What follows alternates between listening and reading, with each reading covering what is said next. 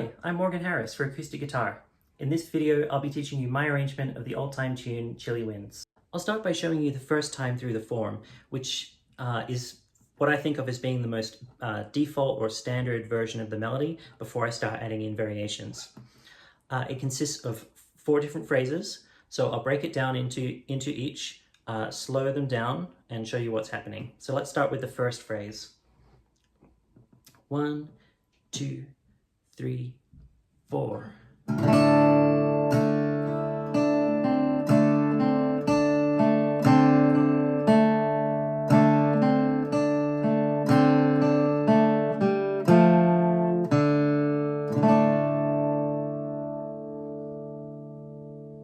Now, throughout that first phrase, I'm holding down a kind of partial D chord with my index finger on the 2nd fret of the G string and my middle finger on the 3rd fret of the B string, just to let those chord tones ring as much as is possible throughout the melody. So most of the extra left-hand work is being done by my pinky. And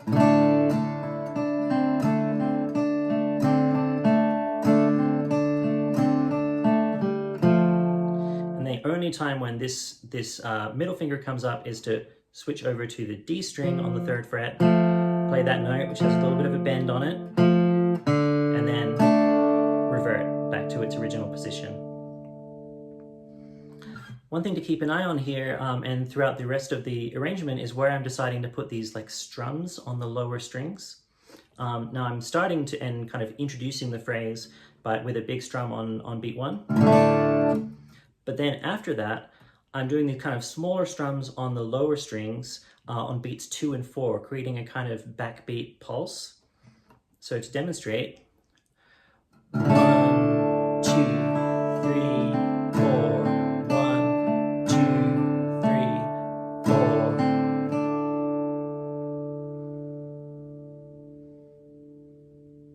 Now that can be a little challenging at first to keep track of where those beats are, but if you just sort of take it in small sections, take it nice and slowly, your right hand will eventually start to kind of get a bit of a feel for where those should be. Okay, let's try the second phrase. 2, 3, 4.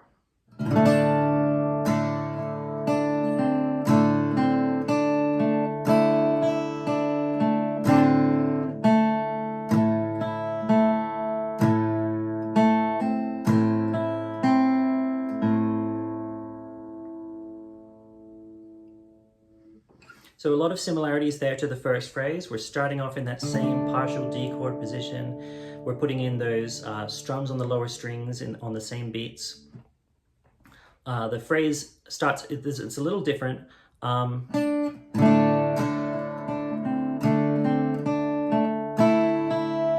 up to this E on the B string. The main difference is we're going to change chords here, going to and the 5 chord of the key, an A. Now in this case, I'm not playing a full open A chord or a barred A or anything like that. I'm trying to kind of get the sound of the A chord with as few left-hand resources as possible to leave as much possibility for playing melody as I can. And so what I do there is I'll play the 2nd fret of the G string, this A note, but rather than playing it with your what you might think of as this standard like preferred technique, using the tip of my finger and curling my finger over it to get clearance from the other strings, I'm kind of using quote-unquote bad technique to get things done. I'm using more of the flat of my finger, more of the pad, and laying it down so that it mutes out the B string. And then also the tip of my finger is up against the D string. So both the B and the D strings are getting blocked out. So if I strum from the 5th string all the way up, the only notes I'm getting are A, this open string, A here, and then this open E, creating an A5 chord. This can be hard to get the positioning right at first, but once you kind of get it down, it can be such a useful trick to have in this and many other situations. What it means then is that when I'm playing this kind of melody here,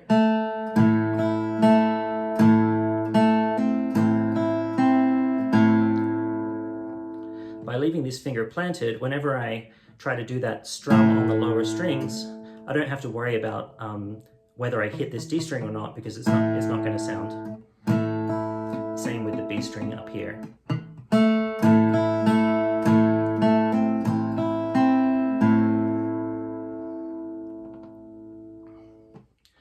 Notice as well the hammer-on at the end there. And a slight bend on that note to kind of give it a little bit more of a bluesy character. Okay, let's try third phrase. 1, 2, 3, 4.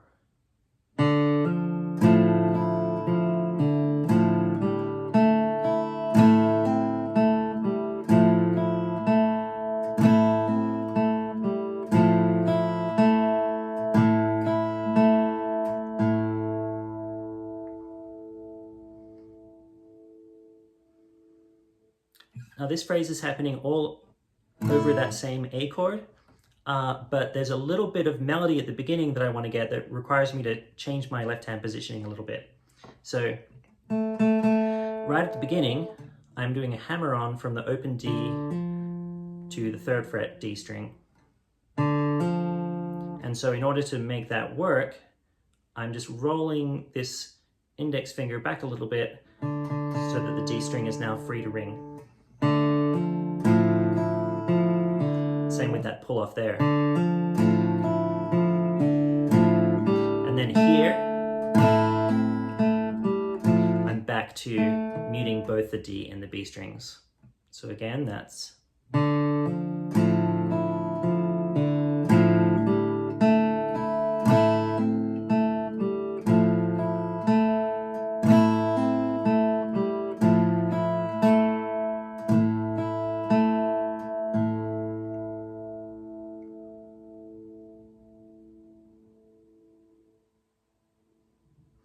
And now the 4th phrase.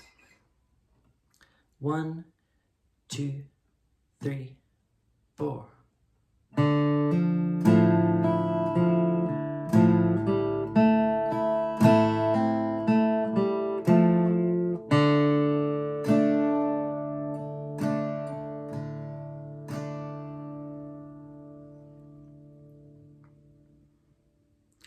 So the nice thing about that one is it starts exactly the same as the 3rd phrase.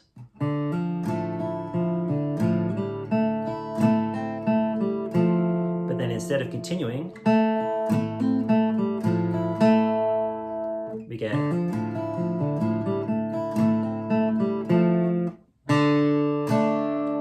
then resolving back to our partial D chord there. Now that we've gone through the standard version of the melody, or at least the standard way that I play it, let's talk about some variations. I'm going to show you the variations that I use in the arrangement, but these are just some possibilities, but hopefully learning these and sort of thinking about them should give you a starting point for creating your own variations and sort of figuring out ways to elaborate this melody. So let's take the first phrase. There's a couple of different ways I like to end this phrase. So starting the same.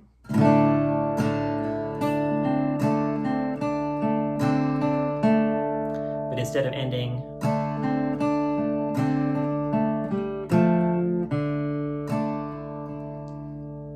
that ending run, you can do some things to maybe intensify it a little bit. So for instance, one thing that I play is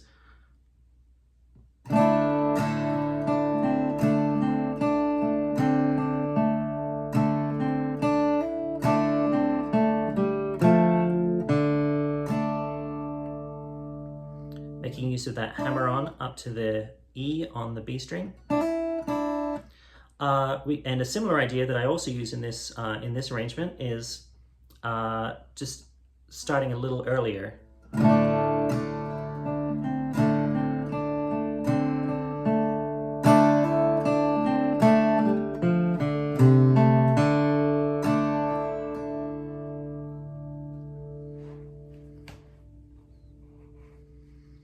As for the start of that phrase, one thing that I use that can also be used at the start of the second phrase is, instead of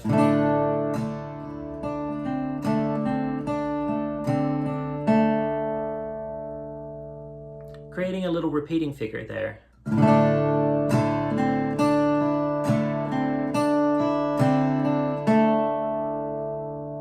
And then finishing it however you would like. Okay, so that's something, as I said, that's something you can also do with the second phrase.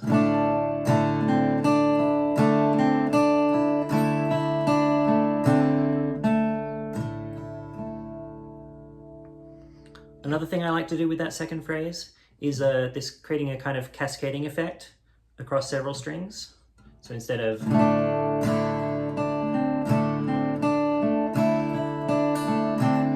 it would be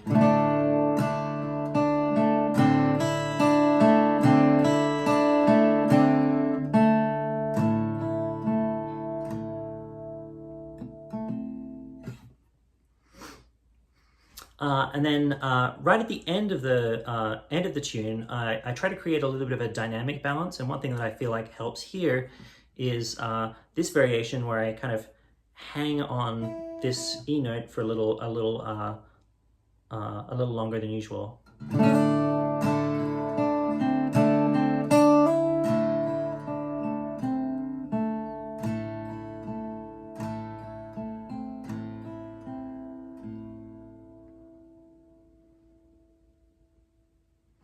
Now for the third phrase, you can start it the same way. I find that's helpful for just kind of establishing the melody at that point. But then the second time you play that, usually that phrase repeats kind of twice.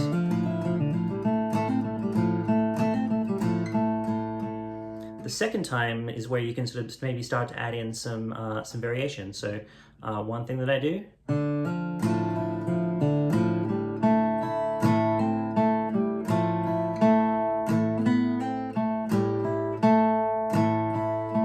making use of a slide from the B to the C on that G string.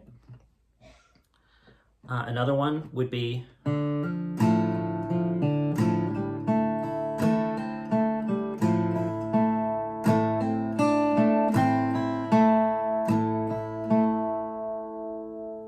to this D on the B string. As for the fourth phrase, there are a couple of different ways that you can extend or intensify that final descending run. So at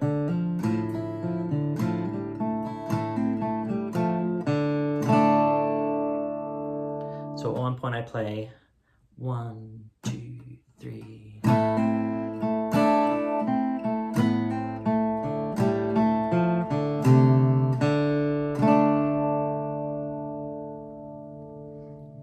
Or alternately, at another time, 1, 2, 3.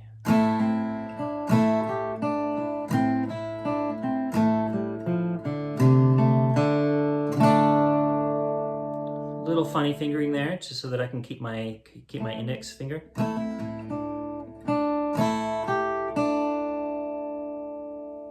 Going up to that high G there.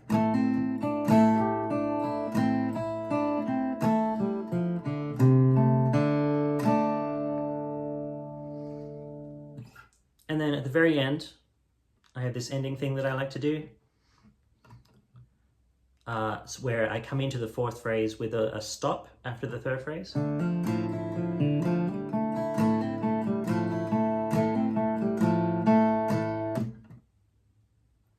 And then I anticipate the hammer-on. So instead of 2, 3, 4. It's 1, 2, 3, 4.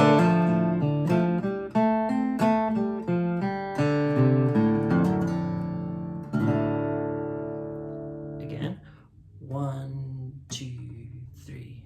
A